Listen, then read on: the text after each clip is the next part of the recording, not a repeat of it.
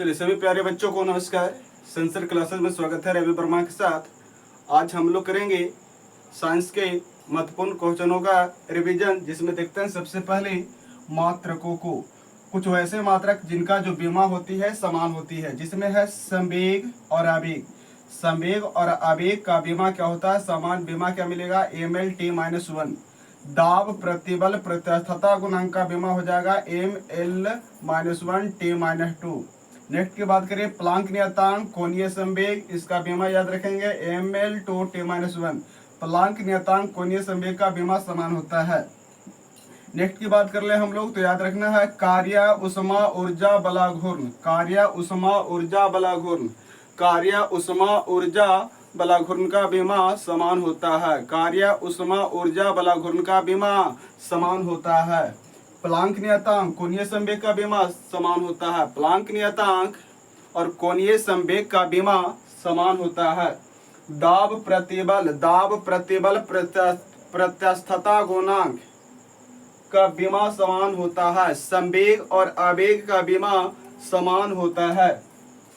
आगे हम लोग बात कर ले अगर मात्रक पर, तो पहला देखेंगे आवेश। आवेश बराबर फॉर्मूला हो जाता है धारा गुणे समय। आवेश बराबर क्या होता है? धारा गुणे समय, और धारा का मात्रक आता है एम्पियर। आवेश बराबर क्या हो गया? धारा गुणे समय। धारा का मात्रक आएगा एम्पियर और समय का हो जाएगा सेकंड। तो आंसर आ जाएगा एम्पियर सेकंड। और एम्पियर सेकंड जो है ये बराबर होता है कूलाम के। किसके? कूलाम के। आवेश्य का अगर अन्य मात्रक की बात करते हैं तो सीजीएस के पद्धति में दो अन्य मात्रक आते हैं, जिसको हम लोग ईएसयू और ईएमयू के नाम से जानते हैं। आवेश का सीजीएस पद्धति में मात्रक होता है ईएसयू और ईएमयू। ईएसयू का अर्थ होता है इलेक्ट्रोस्टैटिक यूनिट और ईएमयू का अर्थ होता है इलेक्ट्रोमैग्नेटिक यूनिट। अगर तीनों के बीच में संबंध अगर पूछ दे कि एसआई के बीच और ईएसयू ईएमयू के बीच संबंध क्या है, तो याद रखना है ईएसयू को पहले याद रखेंगे, इसको शॉर्ट फॉर्म में एस से, और ईएमयू को शॉर्ट फॉर्म में एसी, और जो एसआई मात्रक है इसको बोले से। आवेश का मात्रक देखिए, एसआई मात्रक सी से कूलाम हो गया, ईएमयू में एसी अब्सोल्यूट कूलाम, एससी स्टेट कूलाम, और stat coulomb absolute coulomb, coulomb के बीच क्या रिलेशन आता है तो याद रखना है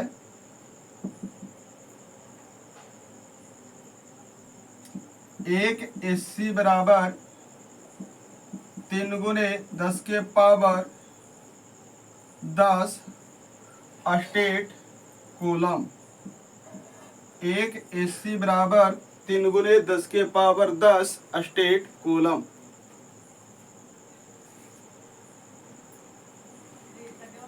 इसी में क्या मिल जा रहा है? इसी में मिल जा रहा है एक एसी कितने कूलम के बराबर होंगे, तो याद रखेंगे 10 कूलम के बराबर होंगे, और स्टेट कूलम में आएगा तो 3 गुने 10 के पावर 10 स्टेट कूलम आ जाता है।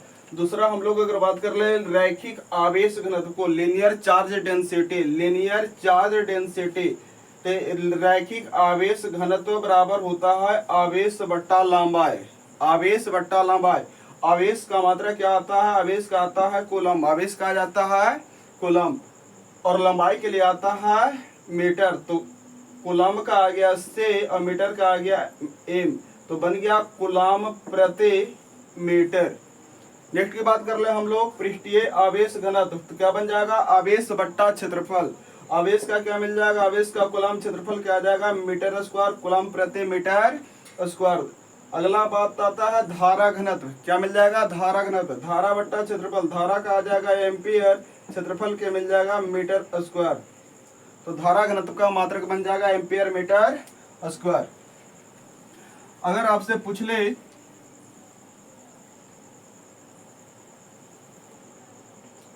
कि चले बतलाइए वेग का क्या होगा, तो वेग बराबर पड़े विस्थापन बट्टा समय। विस्थापन का क्या आएगा? मीटर। समय के लिए आ जाएगा सेकंड, मीटर प्रति सेकंड। त्वरण पूछ ले आपसे, त्वरण का आ जाएगा वेग बट्टा समय। वेग का आ गया मीटर बट्टा सेकंड, समय का भी सेकंड, इसका मात्रक बन जाएगा मीटर प्रति सेकंड स्क्वायर। अगर आपसे पूछ ले बल का, तो बल बराबर याद रखना द्रव्यमान गुने त्वरण। द्रव्यमान का आ जाएगा केजे, त्वरण का आ जाएगा मीटर प्रति सेकंड स्क्वायर, और जो कि बराबर होता है न्यूटन के। किसके? 1 न्यूटन के। अगर आपसे पूछ ले संवेग, संवेग बराबर याद रखना है द्रव्यमान गुने वेग। संवेग बराबर द्रव्यमान गुने द्रव्यमान का केजी, वेग का मीटर प्रति सेकंड, केजी मीटर प्रति सेकंड। चलिए नेक्स्ट की बात करें हम लोग, तो पूछ ले आपसे विभव। क्या पूछ ले? विभव, जिसे हम लोग पोटेंशियल कहते हैं। विभव बराबर फॉर्मूला होता है कार्य बट्टा आवेश। तो कार्य का मात्रक आता है जूल, आवेश का होता है कूलम। तो जूल प्रति कूलम बराबर याद रखिएगा वोल्ट होता है। जूल प्रति कूलम बराबर वोल्ट हो जाएगा। आपको पूछ दे प्रतिरोध, प्रतिरोध को आर के द्वारा, प्रतिबाधा, प्रतिबाधा को जेड के द्वारा, और प्रतिघात को एक्स के द्वारा सूचित किया जाता है। और तीनों का जो मात्रक याद रखना है वो क्या मिलेगा? ओम। प्रतिरोध हो, प्रतिबाधा हो, प्रतिघात हो, मात्रक क्या हो जाएगा?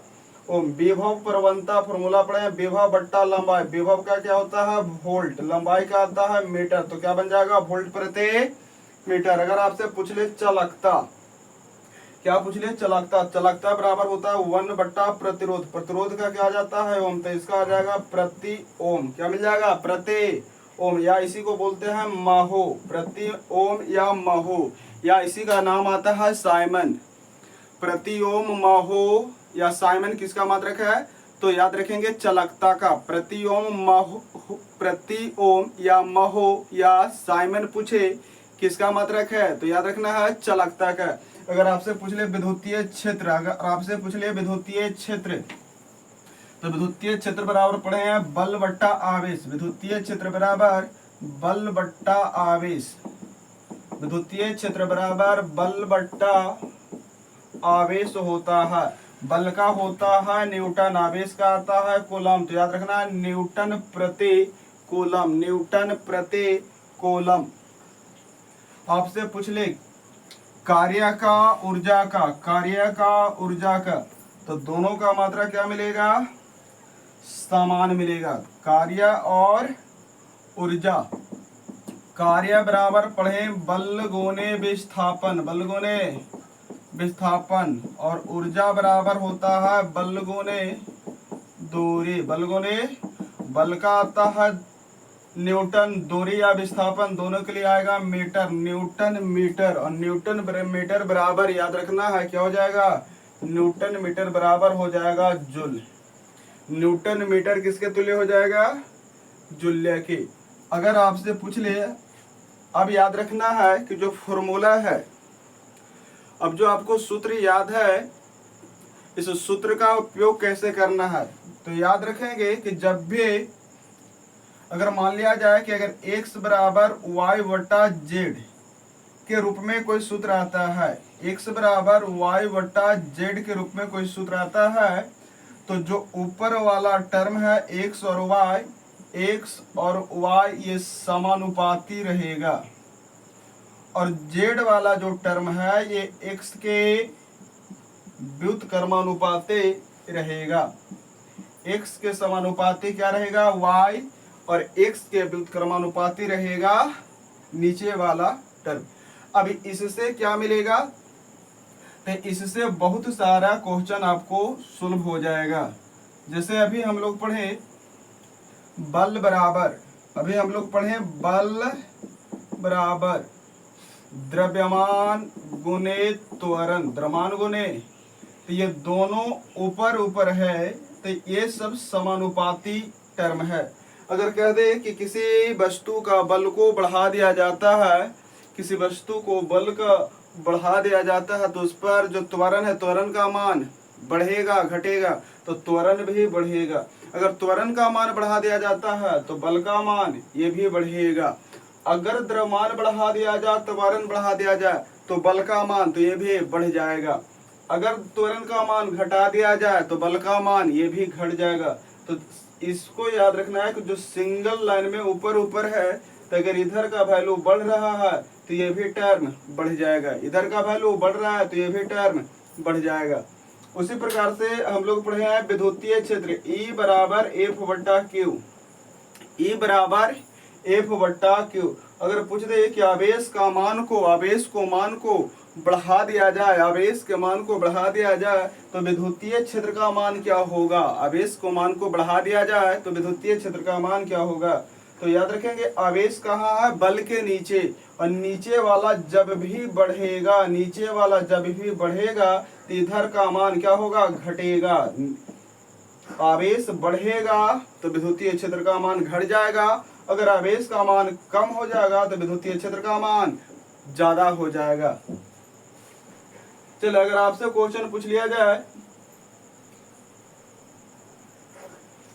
गति से, किससे, गति से, गति समीकरण किसने दिया। अगर आपसे क्वेश्चन पूछा जाए गति समीकरण किसने दिया, तो याद रखें गति समीकरण किसके द्वारा दिया गया, गैलीलियो के द्वारा। किसके द्वारा, गैलीलियो को द्वारा। गैलीलियो ने और क्या दिया था, तो गैलीलियो जो है यही महोदय है दूरबीन के खोज करने वाले, टेलीस्कोप। गैलीलियो क्या दिए थे, दूरबीन का खोज किए थे।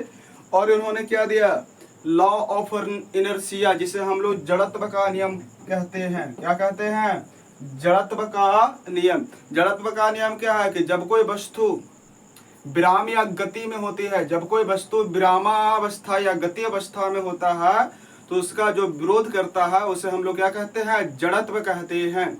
उसे हम लोग क्या कहेंगे, जड़त्व। विराम अवस्था, दूसरा जो आता है गति अवस्था। इस अवस्था का जो भी भाग विरोध करे, विराम अवस्था गति अवस्था का जो भी भाग क्या करे, विरोध करे, वो क्या कहलाता है, जड़त्व कहलाता है। अब जड़त्व जो होगा वो दो प्रकार के होगा, एक होगा विश्राम जड़त्व और एक होगा गति जड़त्व। एक होगा विश्राम जड़त्व और एक होगा गति जड़त्व। याद रखेंगे गति जड़त्व जो है, गति जड़त्व ये विश्राम जड़त्व से अधिक होगा। गति जड़त्व का मान विश्राम जड़त्व से क्या हो जाएगा, अधिक हो जाएगा। अब गति समीकरण की बात है तो कहेगा गति का प्रथम समीकरण कौन सा है, गति का प्रथम समीकरण कौन सा है। गति का प्रथम समीकरण याद रखना है, v बराबर u plus A T, v बराबर u प्लस ए टी। दूसरा याद रखना है, द्वितीय समीकरण पूछ ले, s बराबर u T plus half A T square, s बराबर u T plus half A T square. तीसरा पूछ ले तो v स्क्वायर बराबर u स्क्वायर प्लस में 2as। अगर गति का तीसरा समीकरण पूछा जाए आपसे, v स्क्वायर बराबर u स्क्वायर प्लस 2as। गति का दूसरा समीकरण पूछा जाए u T plus half A T square. गति का प्रथम समीकरण पूछे v बराबर u प्लस ए टी के रूप में याद रखना है। अगर आपसे पूछ लिया जाए गति नियम किसने दिया, गति का नियम किसने दिया, गति नियम किसने दिया, तो गति नियम दिए न्यूटन ने। गति नियम किसने दिए, न्यूटन ने। इस नियम का व्याख्या 1665 में प्रकाशित उनका बुक है प्रिंसिपिया, प्रिंसिपिया में वर्णित है। न्यूटन का किस किताब में, प्रिंसिपिया। उनकी जो बायोग्राफी है, आत्मकथा, उसमें इन नियमों के बारे में जिक्र किया गया है। कितने नियम दिए इन्होंने, तो इन्होंने 3 नियम दिए। Newton first law of motion, Newton second law of motion और Newton third law of motion. हम किस फॉर्म में लिख रहे हैं, शॉर्ट फॉर्म में लिख रहे हैं, NFLM NSLM NTLM। ये है प्रथम, यह आ गया प्रथम नियम, न्यूटन का प्रथम नियम। द्वितीय नियम, द्वितीय नियम न्यूटन का। तृतीय नियम, न्यूटन का तृतीय नियम। याद रखना है न्यूटन गति के प्रथम नियम से ये क्या होता है, बल का परिभाषा प्राप्त होता है। क्वेश्चन पूछ दे आपसे, बल का परिभाषा न्यूटन गति के किस नियम से प्राप्त होता है, तो याद रखेंगे प्रथम नियम से। और प्रथम नियम से क्या आता है, प्रथम नियम से जड़त्व का, किसके बारे में, जड़त्व के बारे में पता चलता है। बल का व्यंजक आपसे पूछे, बल का व्यंजक किस नियम से प्राप्त होता है, जो F बराबर ma हम लोग पढ़ते हैं, F बराबर ma। न्यूटन गति के किस नियम से बल का व्यंजक प्राप्त होता है? याद रखना है, न्यूटन गति के द्वितीय नियम से बल का व्यंजक प्राप्त होता है। न्यूटन गति के किस नियम से बल का प्रकृति का पता चलता है? तो न्यूटन गति के तृतीय नियम से बल का प्रकृति के बारे में पता चलता है। बल के प्रकृति के बारे में न्यूटन गति के तृतीय नियम से पता चलता है। अब जो आता है प्रथम नियम, प्रथम नियम से क्या आता है? बल का परिभाषा और जड़त्व। इसी जड़त्व के कारण क्या होता है? तो हम लोग किसी पौधों को हिलाते हैं तो उनकी पत्तियां क्या होने लगते हैं? फल झरने लगते हैं। कंबल को अगर जोर से पीटते हैं तो धूलकण उड़ने लगते हैं। बस पर सवार सवारी अचानक ब्रेक लगने पर आगे की ओर क्या करते हैं? झुक जाते हैं। बस को अचानक खुलने पर बस सवार पर सवारी जो है पीछे की ओर गिर जाते हैं। ये सब किसके कारण है? तो ये सब है जड़त्व के कारण। कौन सा जड़त्व है इसमें? तो ये सब है विश्राम जड़त्व। अगर आप क्या कर रहे हैं तो देखे हैं आर्मी के दौड़ते हुए, अब वहां पर जो भी बंधु दौड़ते हैं तो दौड़ते दौड़ते क्या होता है? रस्सी लाइन को आगे पार कर जाते हैं और पार करने के बाद भी वो दौड़ते रहते हैं। ये कौन सा जड़त्व है? तो ये गतिज जड़त्व का उदाहरण होता है। ये कौन सा जड़त्व हो जाता है? गतिज जड़त्व। क्या बॉर्डर लाइन पार कर लेते हैं उसके बाद भी क्या करते हैं? दौड़ते रहते हैं, तो ये कहलाता है गतिज जड़त्व। अब जो पंखा आपके घरों में छत में लटका हुआ है तो अब वो रुका हुआ है, जब उसको स्विच ऑन करते हैं पंखा चलने लगता है, तो यहाँ पर आ गया विश्राम जड़त्व। अगर लेकिन चल रहा है और उसे फिर बंद किए तो अब यहाँ पर आ गया गति जड़त्व। तो विश्राम जड़त्व और गति जड़त्व आप लोग का क्लियर हो गया। बल का व्यंजक किस नियम से? द्वितीय नियम से। बल का प्रकृति न्यूटन गति के तृतीय नियम से। बल का परिभाषा न्यूटन गति के प्रथम नियम से।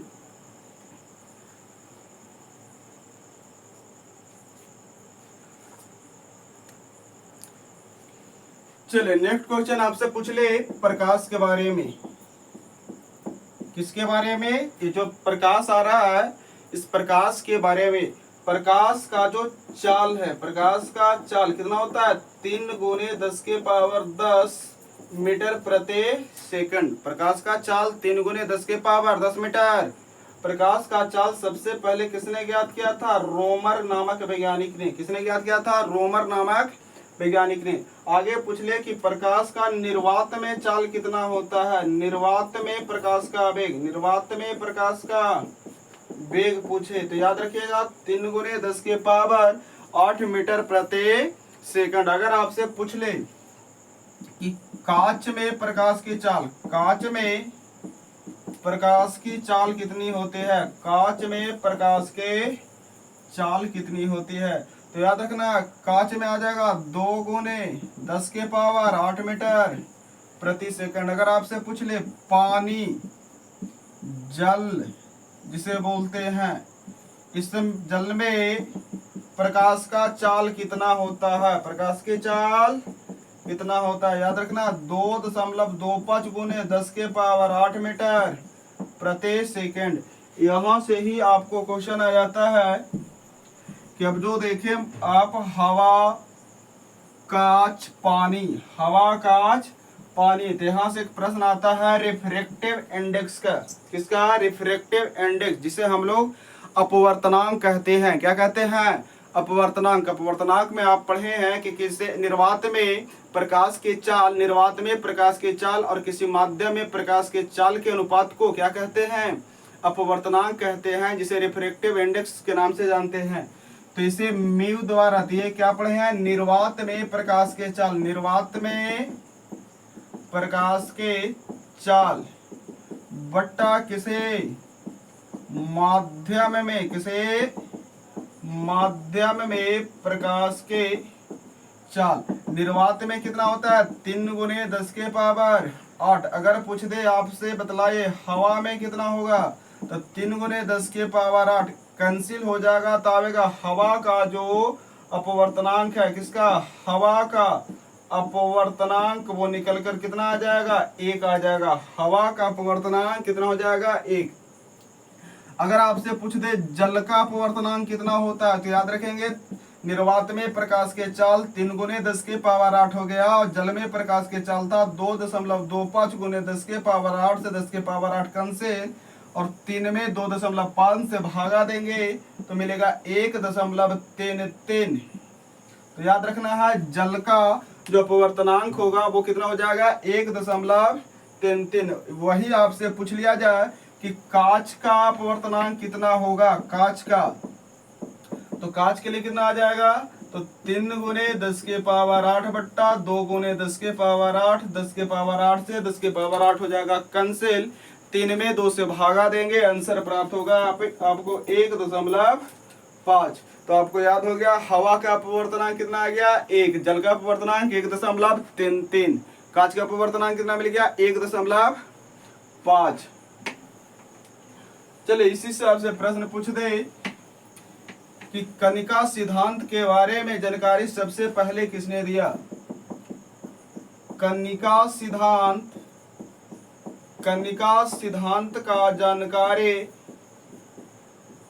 सबसे पहले किसने दिया, कनिका सिद्धांत का जानकारी सबसे पहले किसने दिया, तो याद रखेंगे इसको बोलते हैं कॉर्पोलस थ्योरी। कॉर्पोलस थ्योरी किसके द्वारा दिया गया था, न्यूटन के द्वारा। कॉर्पोलस थ्योरी न्यूटन के द्वारा, जिसके आधार पर प्रकाश के परावर्तन अपवर्तन का व्याख्या किया गया था, लेकिन जो प्रकाश का व्यतिकरण जैसी घटना है इसका व्याख्या इससे नहीं हुआ था।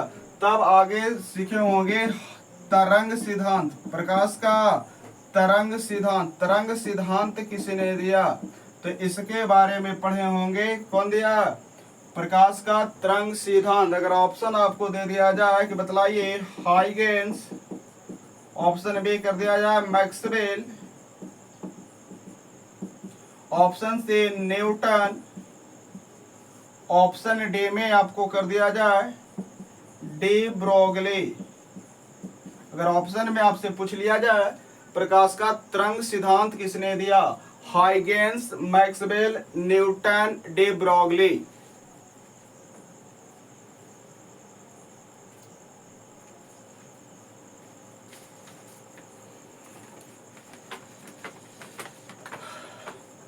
क्या आंसर हो जाएगा,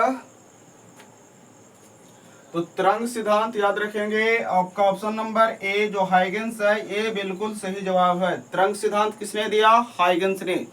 तरंग सिद्धांत किसने दिया, हाइगेंस ने। कनिका सिद्धांत किसने दिया, न्यूटन ने। प्रकाश का कनिका सिद्धांत किसने दिया, न्यूटन ने। तरंग सिद्धांत किसने दिया, हाइगेंस ने। अगर आपसे पूछ ले क्वांटम सिद्धांत किसने दिया, क्वांटम सिद्धांत किसने दिया, क्वांटम सिद्धांत, कौन सा सिद्धांत, क्वांटम सिद्धांत किसने दिया, क्वांटम थ्योरी। इसी के अनुसार पढ़े होंगे कि प्रकाश जो है छोटे छोटे कणों से मिलकर बना होता है, जिसे हम लोग फोटोन कहते हैं। Light is made up by tiny particle that is known as photon.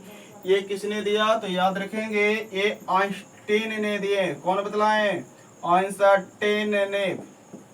Quantum theory of light किसने दिए, तो आइंस्टीन ने। तरंग सिद्धांत किसने दिए, हाइगेंस ने। तरंग सिद्धांत हाइगेंस ने। कनिका सिद्धांत न्यूटन ने।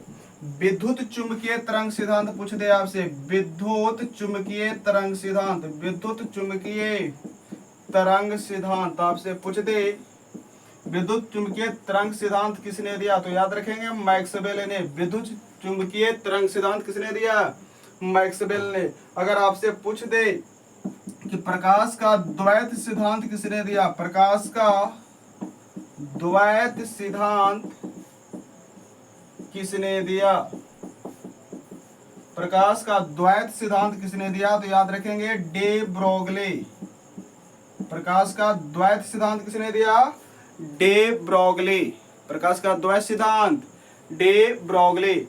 अब अगर आपसे हम बात कर ले कुछ इलेक्ट्रिक करंट से रिलेटेड, तो याद रखेंगे विद्युत धारा जो है मूलभूत भौतिक राशि होती है। विद्युत धारा क्या होती है, मूलभूत भौतिक राशि होती है। क्लियर है। मात्रक क्या आता है इसका, मात्रक पढ़े एम्पियर। अब कहता है कि अगर इसी धारा का, विद्युत धारा का अगर आपको उपस्थिति का पता लगाना है तो किसका सहायता लेंगे, तो याद रखेंगे गैल्वेनोमीटर। गैल्वेनोमीटर, गैल्वेनोमीटर से क्या नापते हैं, तो अल्पधारा, अल्पधारा का पता लगाया जाता है किसके सहायता से, गैल्वेनोमीटर से।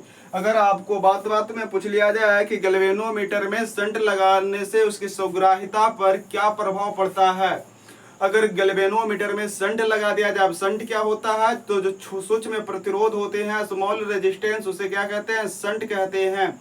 अगर गैल्वेनोमीटर में सूक्ष्म प्रतिरोध लगा दिया जाता है तो उसकी सुग्राह्यता क्या होती है, बढ़ जाती है। अगर पूछ दे कि विद्युत धारा का मान अगर अधिकतम है तो इसका मान निकालना है, इसका मान किसकी सहायता से ज्ञात करेंगे, तो किसको से, आमीटर से। किसको से, आमीटर से। धारा का अधिकतम मान आमीटर से। अल्प धारा का मान पता करना हो, उपस्थिति पता करना हो, किसको से, गैल्वेनोमीटर से।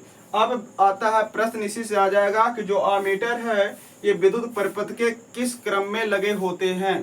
आमीटर विद्युत परिपथ के किस क्रम में लगे होते हैं, तो याद रखेंगे आमीटर के लिए कि आमीटर जो है विद्युत परिपथ के कौन से क्रम में, श्रेणी क्रम में लगे होते हैं। तो यहाँ से आ गया विद्युत धारा मूलभूत भौतिक राशि, मात्रक क्या बन गया इसका, एम्पियर। धारा का उपस्थिति सिर्फ बोले गैल्वेनोमीटर, आपसे अल्प धारा पूछ ले गैल्वेनोमीटर, धारा का अधिकतम मान पूछे, क्लियर है, आमीटर पूछ ले, आमीटर को किस क्रम में, श्रेणी क्रम में लगाते हैं। अब आता है विभव।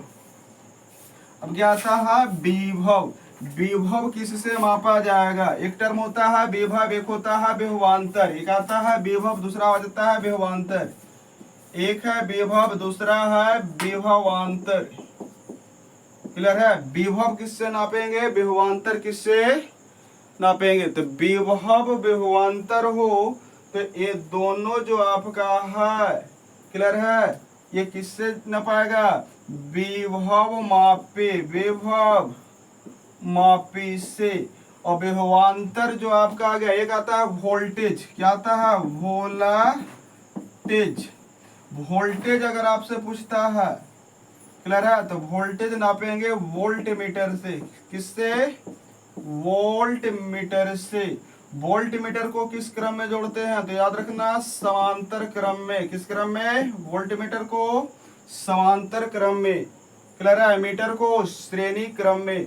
अगर आपसे पूछ दिया जाए कि बोलिए प्रतिरोध, उच्च प्रतिरोध को किससे मापेंगे, निम्न प्रतिरोध को किससे नापेंगे, तो प्रतिरोध नापने के लिए जो आपका उपकरण था वो था व्हीटस्टोन ब्रिज।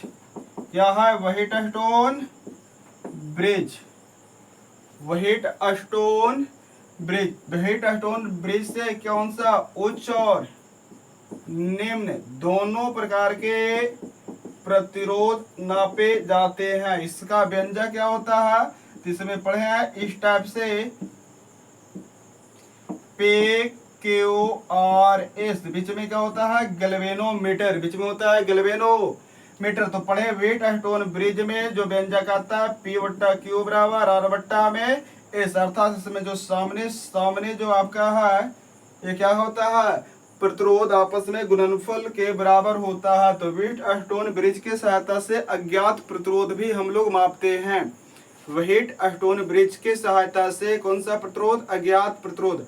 अगर आपसे पूछ लिया जाए कि अगर बहुत उच्च प्रतिरोध है तो उसका मान, अगर प्रतिरोध बहुत उच्च है तो इसको किससे मापेंगे, तो इसके लिए हम लोग मैगर, किसका इस्तेमाल करेंगे, मैगर का। बहुत उच्च प्रतिरोध है तो मैगर का, निम्न प्रतिरोध है तो व्हीटस्टोन ब्रिज का, बहुत उच्च है तो आपका केवल उच्च कहता है तो किसका, व्हीटस्टोन ब्रिज का ही करेंगे। आपको क्वेश्चन पूछ दे मल्टीमीटर से क्या मापा जाता है, मल्टीमीटर से क्या मापा जाता है, तो याद रखेंगे जो मल्टीमीटर है, मल्टीमीटर से याद रखना है IVR। I से धारा हो, V से वोल्टेज हो और R से रेजिस्टेंस हो गया, रेजिस्टेंस हो गया। मल्टीमीटर से धारा, वोल्टेज और प्रतिरोध तीनों का पता लगाया जा सकता है। मल्टीमीटर की सहायता से धारा का, वोल्टेज का और प्रतिरोध का, तीनों का पता लगाया जा सकता है। मैगर से उच्च प्रतिरोध का, वेहिटाटोन ब्रिज से निम्न प्रतिरोध का, वेहिटाटोन ब्रिज से निम्न प्रतिरोध का पता लगाया जाता है।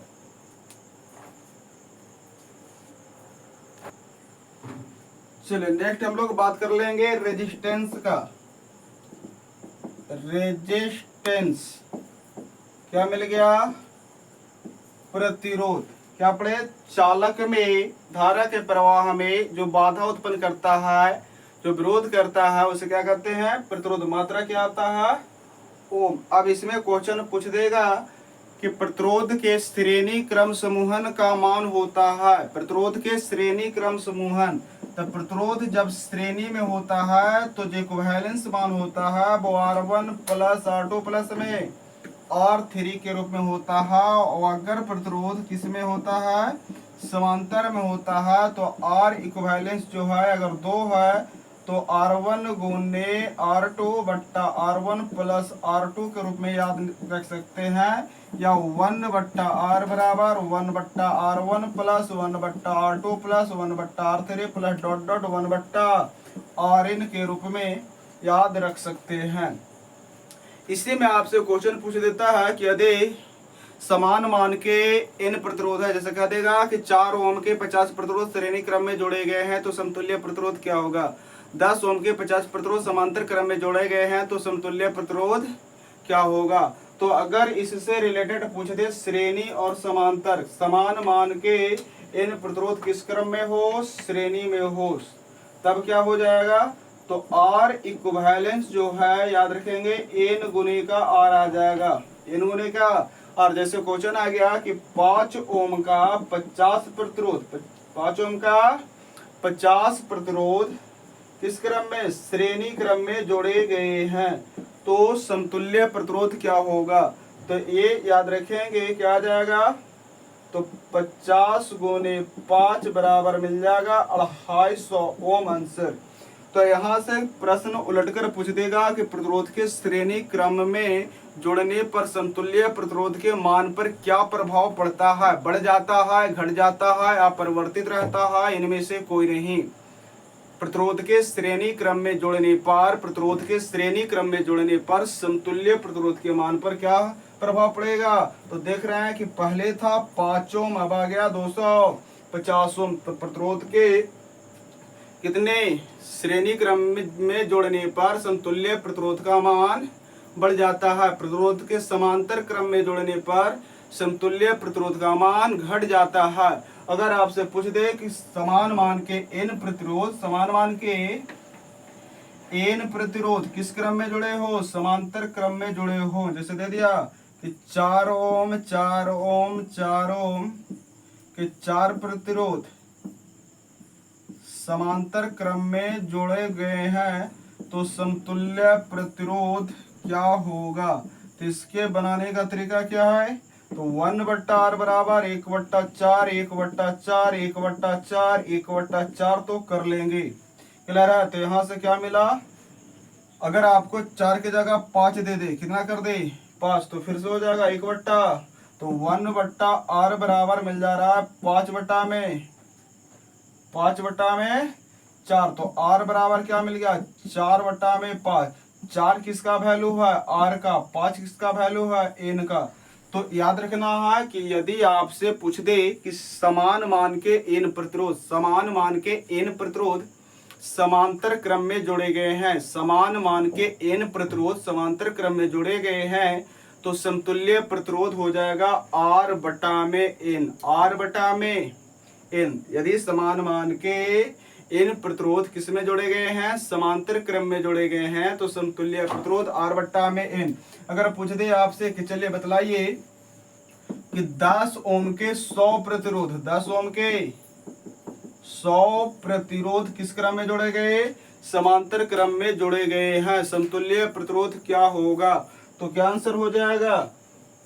तो 10/100, 0 से 0 कैंसिल, 0.1 ओम इसका आ जाएगा आंसर। तो निष्कर्ष इससे क्या निकला? तो इससे निष्कर्ष निकला कि समांतर क्रम में यदि समान मान के n प्रतिरोधों को समांतर क्रम में जोड़ दिया जाता है, यदि समान मान के n प्रतिरोध को समांतर क्रम में जोड़ दिया जाता है तो समतुल्य प्रतिरोध का मान जो है वो क्या होता है? घट जाता है। चलिए अब आगे बढ़ते हैं हम लोग रसायन की ओर। अगर आपसे पूछ दे अल्केन का सूत्र क्या होता है, किसका पूछ दे? अल्केन का सूत्र, तो क्या याद रखेंगे? CnH2n प्लस में। आपसे पूछ दे अल्केन का सूत्र होता है CnH2n। आपसे पूछ दे अल्काइन का सूत्र होता है, क्या हो जाएगा? CnH2n-2। आपसे पूछ दे अल्काइल का सूत्र होता है CnH2n प्लस में 1। आपसे पूछ दे अल्कोहल का सूत्र होता है, तो याद रखना है CnH2n प्लस 1 OH, या इसी को हम तोड़ेंगे तो क्या हो जाएगा? CnH2n प्लस का 2 O, CnH2n प्लस का 2 साथ में बन जाएगा O। आपसे पूछ दे कि चलिए बतलाइए सिंगल बॉन्ड OH किसका क्रियाशील मूलक है? सिंगल बॉन्ड OH किसका क्रियाशील मूलक है? तो क्या याद रखना है? सिंगल बॉन्ड OH किसका क्रियाशील मूलक है? अल्कोहल का। किसका आ जाएगा? अल्कोहल का। सिंगल बॉन्ड OH किसके लिए आएगा? अल्कोहल का। अगर पूछ दे बतलाइए CHO किसका क्रियाशील मूलक है, तो इसमें याद रखना है एल्डेहाइड। आपसे पूछ दे COOH किसका क्रियाशील मूलक है, तो इसमें याद रखना है कार्बोजेलिक एसिड। कौन सा एसिड? Carboxylic acid. आपसे पूछ दे सिंगल बॉन्ड NH2 किसका क्रियाशील मूलक है, तो याद रखना है एमीन। आपसे पूछ दे बतलाइए सिंगल बॉन्ड किसका क्रियाशील मूलक है? सिंगल बॉन्ड किसका क्रियाशील मूलक है? तो ROR वाला कहानी पढ़े हैं आप लोग, जो हो जाएगा ईथर का। किसका हो जाएगा? ईथर का। अगर आपसे पूछ ले कि चलिए बतलाइए एमीन का क्रियाशील मूलक क्या होगा, एमीन का क्रियाशील मूलक क्या होगा एमीन का, तो याद रखना single bond NH2, single bond NH2। अगर आपसे पूछ ले कि फिनॉल, क्या पूछ ले? फिनॉल का संरचना है, तो फिनॉल में क्या पढ़े हैं? फिनॉल में इस प्रकार का संरचना होता है। अगर पूछ ले आणविक सूत्र, तो याद रखना C6H5OH। फिनॉल के बारे में पूछ लेता है तो फिनॉल कैसा है, तो इसकी जो प्रकृति होती है, नेचर जो होता है, वो क्या याद रखना है? अम्लीय है। क्या हो जाएगा? अम्लीय। आपसे क्वेश्चन पूछ सकता है कि संतृप्त हाइड्रोकार्बन कौन है? असंतृप्त हाइड्रोकार्बन कौन है? संतृप्त कौन है? असंतृप्त कौन है? तो जिसमें सिंगल बॉन्ड होते हैं वो क्या होते हैं? वो संतृप्त होते हैं। जिसमें डबल बॉन्ड और ट्रिपल बॉन्ड लगे होते हैं वो कैसे होते हैं? असंतृप्त होते हैं। वो क्या होते हैं? असंतृप्त होते हैं। कहता है कि जो धातु इलेक्ट्रॉनों को त्याग करता है वो क्या बनाता है? आयन बनाता है। कैसा आयन बनाता है? धन आयन बनाता है। क्या बना देता है? धन आयन। जो धातु इलेक्ट्रॉनों को त्याग करते हैं वो क्या बनाते हैं? धन आयन। जैसे सोडियम क्या आ गया? धन आयन। मैग्नीशियम 2+ क्या आ गया? धन आयन। CO2+ क्या आ गया? धन आयन। Zn2+ क्या आ गया? धन आयन। तो ये सब क्या होंगे? आयन। और ये सब जो आयन वाले क्या है? तत्व है। ये जो यौगिक बनाएंगे, इनसे बने यौगिक क्या हो जाते हैं? यानिक यौगिक भी कहलाते हैं। आपसे पूछ ले सरल शब्दों में कि चलिए बतलाइए कि मिथेन में कार्बन का प्रसंस्करण क्या है? मिथेन में कार्बन का प्रसंस्करण क्या है? तो प्रसंस्करण में क्या पढ़े हैं? प्रसंस्करण में पढ़े होंगे जैसे हम लोग क्या कहते हैं? हाइब्रिडाइजेशन भी कहते हैं। प्रसंस्करण को क्या कहते हैं अंग्रेजी में? हाइब्रिडाइजेशन। इसका रूल क्या आता है? जिसमें हम लोग फाइंड करते हैं HON हाइब्रिड ऑर्बिटल नंबर, जिसमें पढ़े होंगे।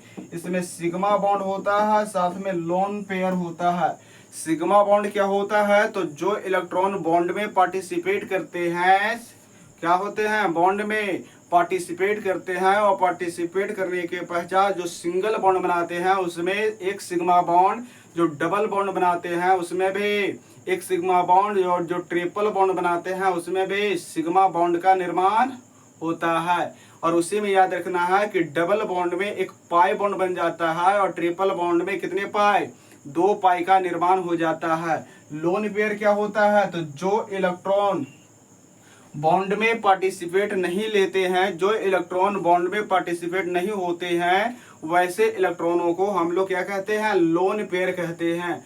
जो इलेक्ट्रॉन बॉन्ड में पार्टिसिपेट नहीं लेते हैं उसे क्या कहते हैं? लोन पेयर कहते हैं। तो कार्बन आ गया, इसके पास 4 इलेक्ट्रॉन होते हैं, और जो हाइड्रोजन है यहाँ से 4 हाइड्रोजन पार्टिसिपेट होकर के इसके पास में सिंगल बॉन्ड बना लेता है। तो हम हाइब्रिड ऑर्बिटल अगर फाइंड कर लेते हैं इसमें, तो आता है HON का जो संख्या आता है सिग्मा बॉन्ड प्लस में लोन पेयर, सिग्मा बॉन्ड की संख्या 4, लोन पेयर हो जाती है 0। तो ऐसी स्थिति में इसका प्रसंस्करण निकालते हैं तो निकलता है sp3। क्या निकलता है? sp3। तो यहाँ से निष्कर्षतः निकल जाता है कि जितने भी सामान्यतः अल्केन सदस्य होंगे, क्या होंगे? अल्केन वाले समूह के जितने भी सदस्य होंगे, उन सभी में अगर हम कार्बन का क्या निकाले? प्रसंस्करण निकालें, तो सबका प्रसंस्करण क्या हो जाएगा? sp3 ही होगा। तो अगर आपसे पूछ दे कि ब्यूटेन में कार्बन का प्रसंस्करण क्या होगा, तो याद रखना है sp3। इथेन में कार्बन का प्रसंस्करण क्या होगा? sp3। पेंटेन में कार्बन का प्रसंस्करण क्या होगा? sp3। चलिए आपसे पूछ ले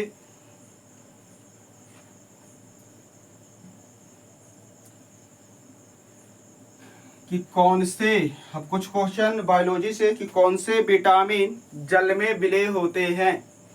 कौन से विटामिन जल में विलय होते हैं? तो विटामिन में याद रखना है, किसमें याद रखना है? विटामिन में। विटामिन का 2 कैटेगरी है, एक है जल विलय, दूसरा आता है वसा विलय। जल में पढ़े हैं विटामिन बी और सी। जल में कौन सा? विटामिन बी और सी का जो कॉम्प्लेक्स है, बी और सी का कॉम्प्लेक्स है, ये वाटर सोलुबल होता है। और विटामिन ए और डे और ए और के जो है ये कौन सा? ये फैट सोलुबल होता है, वसा विलय होता है, वसा विलय होता है। आपसे पूछ ले दांत कितने प्रकार के होते हैं? चले आपसे पूछ लिया जाए, बतलाइए दांत कितने प्रकार के होते हैं? तो याद रखेंगे दांत का कितने प्रकार है? 4 प्रकार है। दांत का कितने प्रकार है? 4 प्रकार है। आपसे पूछ लिया जाए कि भोजन का संपूर्ण पाचन कहाँ होता है? भोजन का संपूर्ण पाचन कहाँ होता है? तो याद रखना है भोजन का जो पाचन है ये शुरू होता है कहाँ से? माउथ कैविटी से, मुख्य गुहा से शुरू होता है, और यहाँ से पेट से होते हुए छोटे आंत, छोटी आंत से जाकर जब ये बड़ी आंत में जाता है, क्लियर है, तो पाचन हो जाता है छोटी आंत में। कहाँ पाचन हो जाता है? छोटे आंत में। भोजन का पाचन कहाँ हो जाएगा? छोटे आंत में हो जाएगा, क्लियर है। अगर आपसे पूछ लिया जाए कि इसके पेट के अंदर कौन सा अम्ल होता है, तो याद रखेंगे HCl। HCl का क्या नाम आता है? हाइड्रोक्लोरिक अम्ल। आपसे पूछ लिया जाए कि इसके जो साइड में जो आपका क्या आता है, जो बाइल होते हैं, पित्त होते हैं, पित्त से 2 प्रकार का क्या निकलता है? पिगमेंट निकलता है, एक येलो टाइप का, एक ग्रीन टाइप का, एक हरा टाइप का और एक पीला टाइप का। हरा का क्या काम है? जो पित्त आता है, पित्त में देखे हैं एक हरा आता है, दूसरा आता है पीला। तो हरा वाला को क्या बोलते हैं? तो हरे वाले का जो रंग आता है उसको बिल्लोबिरोडेन कहा जाता है। क्या कहते हैं हम लोग? बिल्लोबिरोडेन। बिल्लोबिरोडेन के नाम से जानते हैं। जो पीला वाला होता है इसको बिलोरोबिन के नाम से जानते हैं।